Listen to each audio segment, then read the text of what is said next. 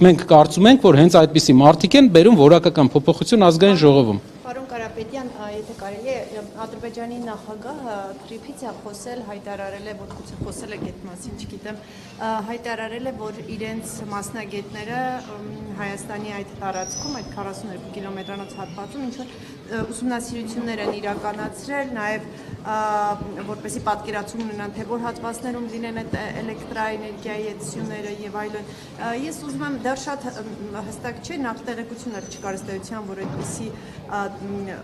գործողություն է եղել, այսինքն այդ ուսումնասիրություն են արել ադրբեջանցիները եւ այլն։ Ես կուզեի դուք ասեիք, այս բան հստակ չի, տարանցում է լինելու, թե ինչ որ նաեւ մենք Ադրբեջանից ստանալու ենք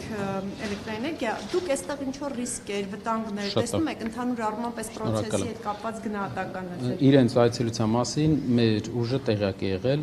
մենք ցավոք տեղյակ ենք եղել ոչ թե պետական ինստիտուտների կողմից տեղեկացվելու արդյունքում, այլ մեր ունեցած կապերով մենք տեղեկացվել ենք, որ հարևան երկրից Հայաստան են եկել մասնագետներ եւ այցելություններ են կատարում Մեղրիի տարածաշրջանի տարբեր հատվածներում։ Ինչ մասնագետ։ Ժամանակահատված կասեք, որ խնդրեմ բան կա։ Երբ ա եղել այդ այցը, որտեղ 2 ամսվա մեջ, այս 2 ամսվա մեջ։ Եվ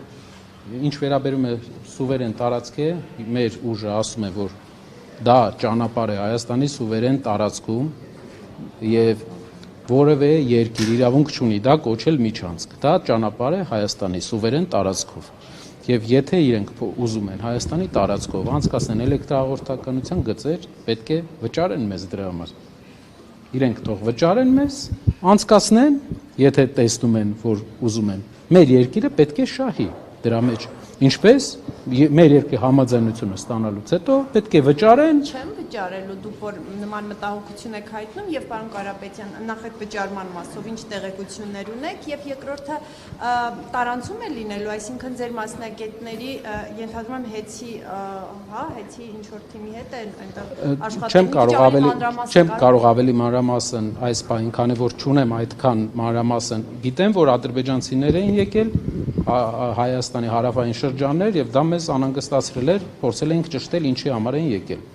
Այդ իսկ պատճառով մեզ պատասխանեցին, որ այս պատճառներով էին եկել։ Բայց եթե մի երկիր, յուրաքանչյուր երկիր հարավից, հյուսիսից, արևելքից, արևմուտքից ցանկանում է Հայաստանի տարածքով, որ անցնի ինչ որ գիծ, տրանսպորտային, լոգիստիկ, նա պետք է ուղղակի վճարի մեր պետությանը, մեր ժողովրդին, մեր սուվերեն տարածքով օդային գիծ անցկացնելու համար։ Չվճարելու մասին ինչ որ տեղեկություններ ունեք։ Ես ուղղակի շեշտում եմ, որ պետք է վճարվի։ Տարանցում է լինելու թե տեղեկություն չունեք այդ մասին, պարոն Կարապետյան։ Ես տեղյակ եմ միայն Ադրբեջանի նախագահի հայտարարությունից ելնելով, որ իրենք առաջարկում են, որ տարանցում լինի Հայաստանով եւ սպասում են Հայաստանի ղեկավարության։ Եթե վճարը լինում է, դուք այդտեղ ինչ որ ռիսկեր ուրիշ չեք տեսնում։ Սուվերենության հետ կապված եթե խնդիր չի լինում եւ արդարացի վճար է ստանում Հայաստանի պետությունը, կարելի է քննարկել։ Պարոն Կարապետյան, բայց իրականում Ալիևը այնպես համատեքստում է խոսել, որ կուզեի ասել էլեկտրական գծերի մասին է խոսքը։ Էլեկտրասյուներ կառուցելու մասին էր խոսում եւ այս համատեքստում է եղել, որ եթե Հայաստանը ատոմակայանը փակի եւ չօգտվի ադրբեջանական այդ էլեկտրաէներգիայից, ապա էներգետիկ ճգնաժամի առաջ կհայտնվի։ Ատոմակայանի պատմությունը մի քիչ այլ պատմություն է, կան առաջարկներ, որով մենք հնարավորություն ունենք չփակել ատոմակայանը, կառուցել նոր ատոմակայան, որով երկիրը կունենա էժան հոսանք։ Մենք 2-3 լավ տարբերակներ ունենք։ Այդ իսկ պատճառով կարծում եմ հարևան երկրները անհանգստանալու բան չունեն։ Մեր երկիրը հաստատ ունի հնարավորություն նոր ատոմակայան կառուցելու, ունի այն պայմանները, այսինքն գործընկերն է տալիս այն պայմանները, մեկից ավել գործընկեր, որով հնարավոր է նոր ատոմակայան։ Բացի տարանցում եք, ինչպես է վերաբերում, եթե Հայաստանը էլեկտրաէներգիա օրինակ ստանա Ադրբեջանից։ Չեմ կարող այս պահին պատասխանել, չեմ կարող այս պահին պատասխանել այդ հարցին, ցերեկային ժամերին Հայաստանը ունի ավելցուկ, արևային էներգետիկայի գծով Հայաստանը ամենազարգացած երկրներից է, ընդհանրապես էներգետիկայի մեջ ներդրումներով Հայաստանը ամենալավ երկրներից է, եւ կարծում եմ դուք գիտեք, որ ընկերության հաշվին այդ էներգետիկայի մեջ ներդրումները այսքան բարձր եղել եւ ինչու է էներգետիկա մրցակցային ամենալավ ոլորտը Հայաստանի, որտեղ ուժեղ ընկերություն է եղել, որը այդ ակտիվությունը, մեր ընկերությունը Տաշիր ընկերությունների խումբը, որտեղ ես մինչև այստեղ տեղափոխվել աշխատել եմ։ Ինչ վերաբերվում է էներգետիկ առումով Հայաստանը դառնալու է էներգիա արտահանող երկիր։ Մենք պատրաստ ենք էներգիա արտահանել ցերեկային ժամերին եւ դա իսկ Արևային, էներգիա։ այո, արևային Պարոն Կարապետյան, ես ձեզ ճիշտ հասկացա, այդ մասով Հայաստանին համարում եք ինքնաբավ, այսինքն այդ հնարավորությունները կա, մյուս մասով միայն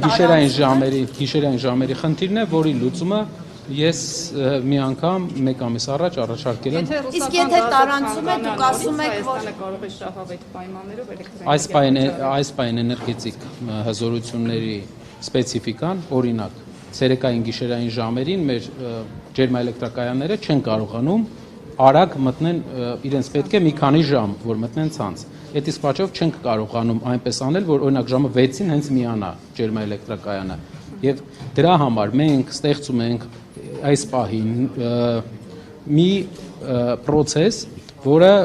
մինչև իմ ազգային ժողով գալը ես զբաղվում էի դրանով։ Ինչ էր դա։ Գիշերային ժամերին հատուկ ջերմակայան, որ կմիանա գիշերային ժամերին։ Ցերեկը արևայինով մենք կարտանենք հոսանքը, գիշերային ժամերին կմիանա ջերմաէլեկտրակայանը, որը կբերի պարսկական արդեն գազը։ Հարցեր, պարոն Կարապետյան, դուք Ժամանակային սահմանափակում ունենք։ Վերջին հարցը, տարանցման մասով էլ ասացիք, եթե սուվերենության եւ վճարների հետ կապված խնդիր չկա, այլ խնդիր չեք տեսնում, բայց կարող ենք քննարկել։ Կարող ենք քննարկել, եթե մեր երկրի սուվերենության հարցն է, մեր գծերն են, իրենք եթե վճարում են մեր երկրին մեր գծերի համար, կարող ենք քննարկել։ իսկ սուվերենության հետ կապված, տեսեք, այդ համաձայնագիրը, որ ստորագրվել է, ամեն դեպքում հրապարակված է փաստաթուղթը եւ սուվերենության հետ կապված ես դա ճանապարհ է, դա միջանցք չէ, դա ճանապարհ է եւ կարծում եմ, որ մեր խոսույթներում դա պետք է անվանվի ճանապարհ։ Դուք չեք համարում, որ իշխանությունը ամեն դեպքում Ադրբեջանին միջանցք է տվել, ինչպես պնդում է ձեր ընդդիմադիր մյուս գործընկեր։ Դա տարբերություն է մեր երկու ֆրակցիաների միջև, մենք համարում ենք, որ դա ճանապարհ է եւ մենք համարում ենք, որ երբեք ոչ մի երկիր Հայաստանի տարածքում միջանցք չունի եւ չի ունենալու։ Շնորհակալություն։